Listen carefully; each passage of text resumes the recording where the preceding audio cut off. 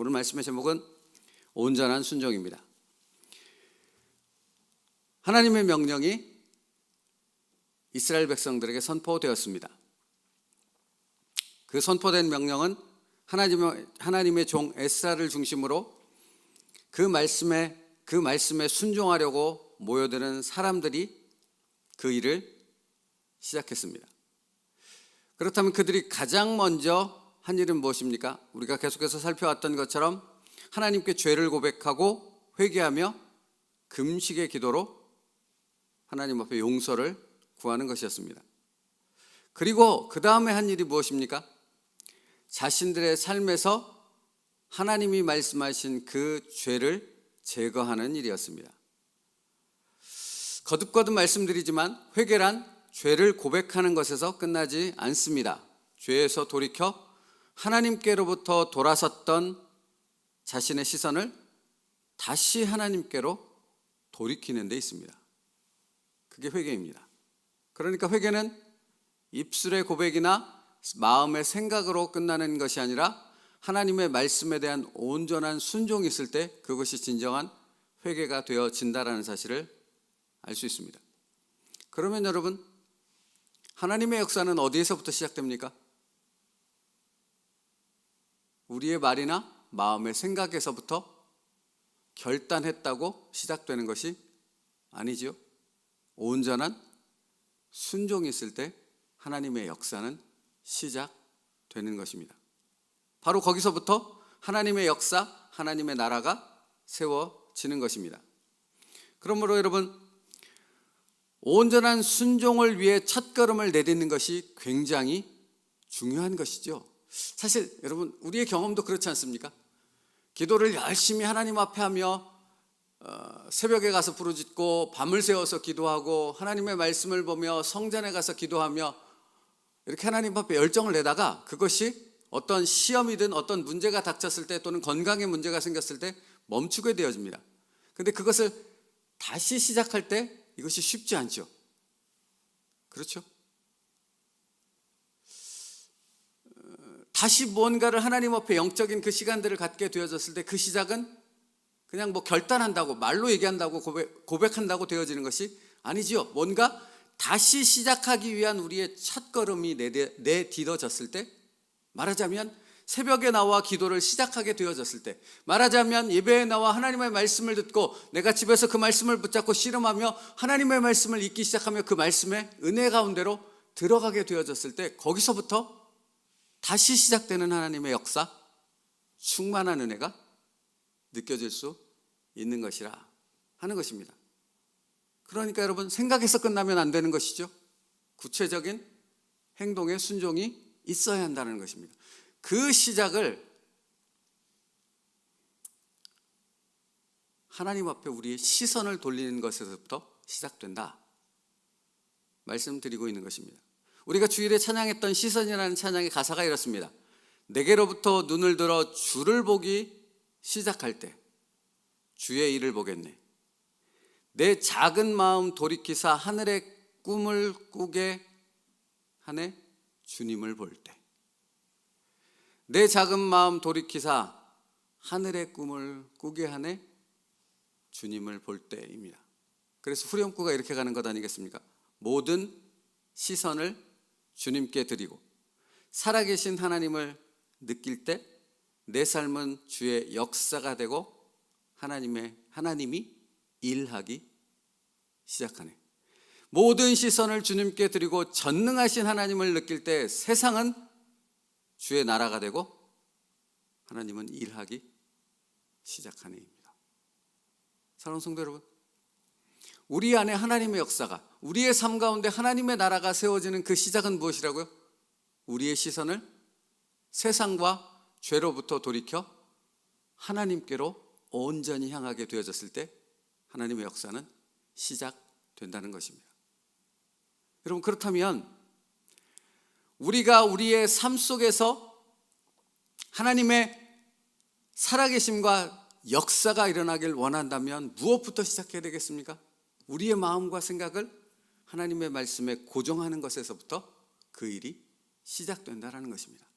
말로만 생각으로만 입으로만 기도하겠습니다, 말씀을 보겠습니다 하는 것에서부터는 아무런 역사가 시작될 수 없지만, 정말로 나와 하나님 앞에 기도하고 정말로 하나님의 말씀을 붙잡고 씨름하는 그 시작, 그 첫걸음이 디뎌졌을 때, 마치 요단강이 제사장들이 법궤를 들고 첫발을 내딛었을 때 그 요단강이 갈라져서 이스라엘 백성들이 맨 땅을 건너 가나안 땅으로 들어갈 수 있었던 것처럼, 우리의 그 첫걸음이 그 놀라운 하나님의 역사로 이어지는 그 은혜를 경험하게 된다라는 것입니다. 그러므로 여러분, 우리의 생각을 하나님의 말씀 앞에 고정하며 우리의 첫걸음을 하나님 앞에 내디딜 수 있는 온전한 순종으로 나아갈 수 있는 저와 여러분 될 수 있기를 간절히 바랍니다. 하나님의 종 에스라를 통해 선포된 하나님의 말씀은 이스라엘 백성들의 마음을 움직였고, 그 말씀은 그들로 하여금 죄의 자각과 그의 죄의 자각은 회개와 돌이킴의 순종으로 이어졌다라는 사실을 에스라서 전체를 통해 우리에게 가르쳐주고 있습니다. 그것이 바로 오늘 우리가 읽었던 16절과 17절 말씀 아니겠습니까? 이방 여인을 아내로 맞이한 자들을 조사하기 시작합니다. 그리고 17절 말씀처럼 그 일을 마무리 지었습니다. 그리고 18절부터 43절까지의 명단은 어떤 사람들의 명단입니까? 이방 여인들의 명단 아니겠습니까? 이방 여인들과 결혼한 사람들의 명단 아니겠습니까? 그것이 보여주는 의미가 무엇입니까? 말씀에 온전한 순종을 하여졌고, 그 순종은 하나님의 역사로 이어지게 된다라는 사실을 우리에게 보여주고 있는 것 아니겠습니까? 시편 46편 10절 말씀, 너희는 잠깐 손을 멈추고 내가 하나님인 줄을 알라 말씀합니다. 무엇을 해야 된다라는 것입니까? 먼저 잠깐 우리의 바쁜 손을, 바쁜 생각을 멈추고 하나님께 우리의 마음과 생각을 고정해야 한다는 것입니다. 거기서부터 역사가 일어난다는 것입니다. 그러므로 여러분, 하나님의 뜻과 상관없는 나의 계획, 나의 삶의 목적을 향해 정신없이 달려가던 우리의 걸음을 잠깐 멈추고 하나님을 바라볼 수 있는 오늘이 되어지길 바랍니다. 우리의 옛 습관으로부터 나온 신념, 이 세상의 방식을 따르던 원칙과 같은 것들을 내려놓고 하나님의 말씀은 나에게 뭐라고 말씀하시는가 하는 부분에 우리의 마음을 고정할 수 있는 우리의 순종이, 우리의 말씀에 대한 순종의 시작이 일어날 수 있기를 간절히 바랍니다. 그랬을 때 하나님의 역사는 일어나는 것입니다. 자, 그러면 보십시오. 44절 말씀이요. 44절 말씀 함께 읽어볼까요? 시작. 이상은 모두 이방 여인을 아내로 맞이한 자라, 그 중에는 자녀를 낳은 여인도 있었더라. 여러분, 이방 여인과 결혼한 사람들의 명단을 파악했습니다. 그것을 성경에 기록할 만큼 완벽하게 그 명단을 파악했습니다. 그 이유는 무엇입니까? 그 목적은 무엇입니까?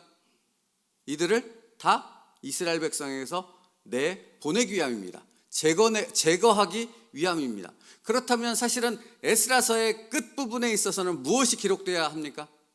이러한 사람들을 다 내보냈더라, 정결을 회복했더라 하는 말씀으로 끝나야 하는데, 44절의 말씀은 그렇지 않죠? 뭐라고 끝납니까? 그 중에 자녀를 낳은 여인도 있더라 입니다. 뭔가 이상하지 않습니까? 화장실에 갔다가 뒷마무리를 제대로 하고 나오지 않은 듯한 그런 느낌이 있습니다. 여러분, 그런 생각이 들어야 하지 않겠습니까? 뭔가 이방 여인들에 대한 조사를 마치고 그 명단을 기록하고 그 사람들을 쫓아내기로 정말 하나님 앞에 결심하고 그 첫걸음을 내딛었는데, 그 끝이 그 중에 자녀를 낳은 여인도 있더라 하고 끝나버리고 있다라는 것입니다. 뭐지요? 라는 생각이 들어야 되지 않겠습니까?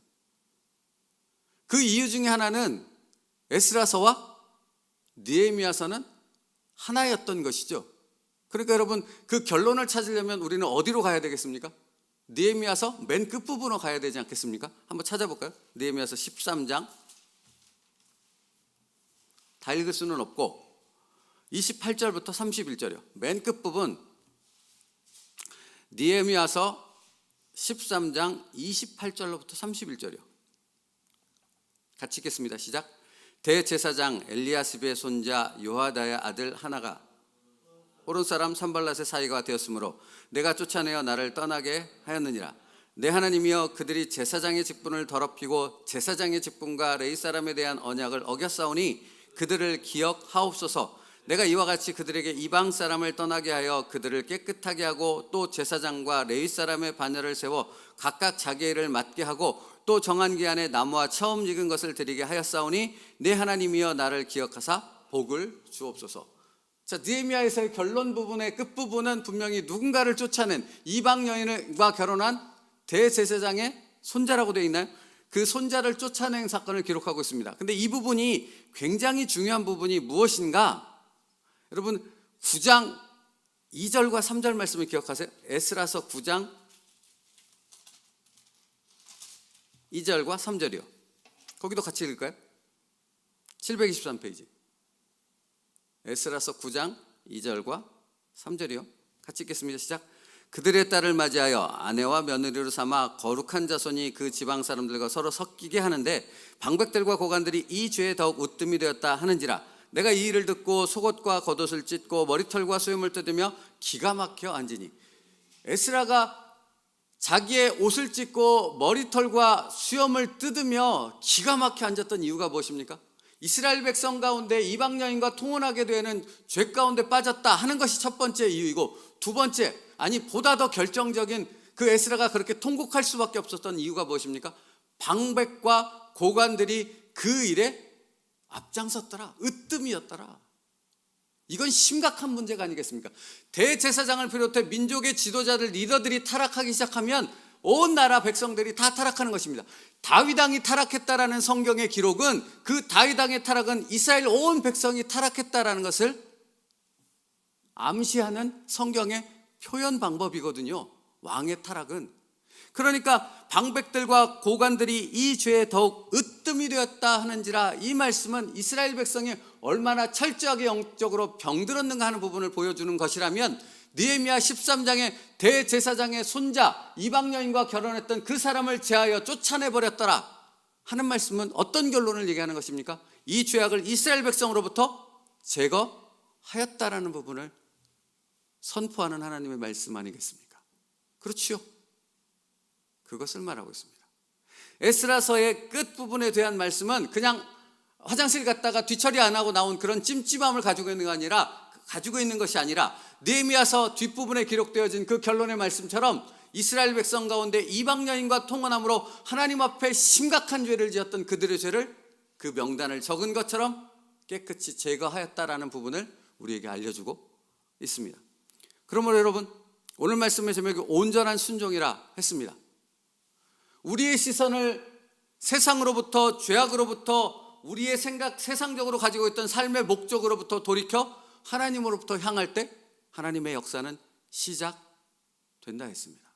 사랑하는 성도 여러분, 오늘 우리의 기도가 그렇게 우리의 시선을 하나님께로 돌리고 하나님을 향한 순종의 첫걸음, 온전한 순종으로 나아가게 되어졌을 때 하나님의 놀라운 역사가 어떤 다른 사람의 삶 속에서 일어났다는 간증을 듣는 우리가 아니라, 나의 삶 속에서 하나님의 역사가 일어나고 하나님의 나라가 세워지고 하나님의 말씀의 성취가 이루어졌다는 우리의 고백으로 뒤바뀌게 되어질 줄로 믿습니다.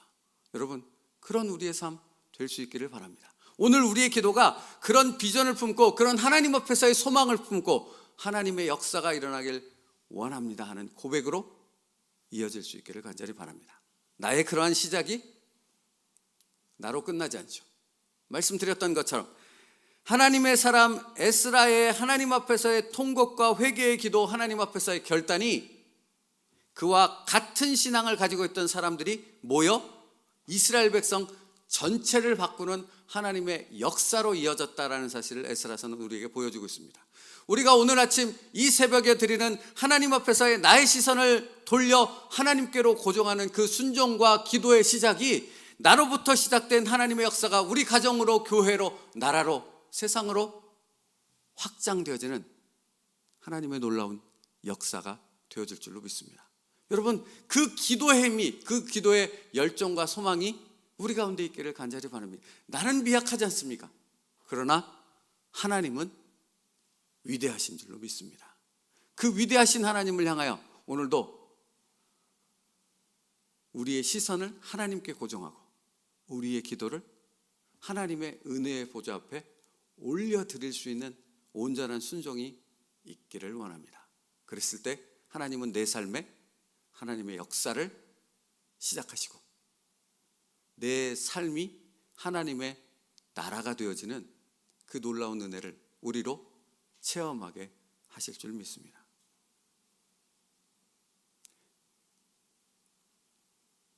말씀 마치겠습니다. 우리가 공감할 수 있는 내용의 간증이 필요하지 않겠습니까? 그래서 제가 이 얘기를 반복하는데, 저희 집에서 시작된 세움누리교회가 여기까지 왔습니다. 새벽 예배 여러분 몇 분 참여하지 않지 않습니까? 그러나 우리 교회를 여기까지 인도하신 하나님께서 우리 교회 새벽 예배를 비롯해서 기도의 자리에, 말씀의 자리에 하나님의 놀라운 부흥의 역사와 하나님의 나라가 세워지는 하나님의 놀라운 강권적인 역사가 있게 되어질 줄로 믿습니다. 그러므로 여러분 기도해 주십시오. 우리의 기도가 시작이 되어지는 것입니다.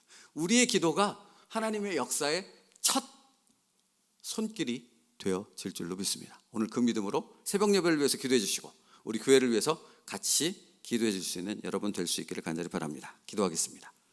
살아계신 하나님, 하나님의 역사가 시작되는 것은 우리의 시선을 세상으로부터 돌려 하나님을 향하게 되어졌을 때입니다. 아버지 하나님, 우리의 마음을 돌려 우리의 연약함을 벗어나 전능하신 하나님을 바라보며 온전히 기도의 첫걸음을 내디딜 수 있는, 순종의 첫 기름을 내디딜 수 있는 저희들 될 수 있게 하셔서 우리의 삶에 하나님의 나라가 세워지고 하나님의 역사가 세워지는 그 놀라운 일들이 일어나게 하여 주옵소서. 그리고 나로부터 시작된 그 하나님 앞에 순종이 불처럼 타올라 정말로 우리의 가정, 교회, 나라로, 세상으로 확대될 수 있는 놀라운 역사를 보게 하여 주시옵소서. 그 믿음으로 기도하게 하시고 그 믿음을 따라 응답하시는 하나님의 손길을 보는 우리의 삶이 되어지게 하여 주시옵소서. 예수님의 이름으로 기도 올리옵나이다. 아멘.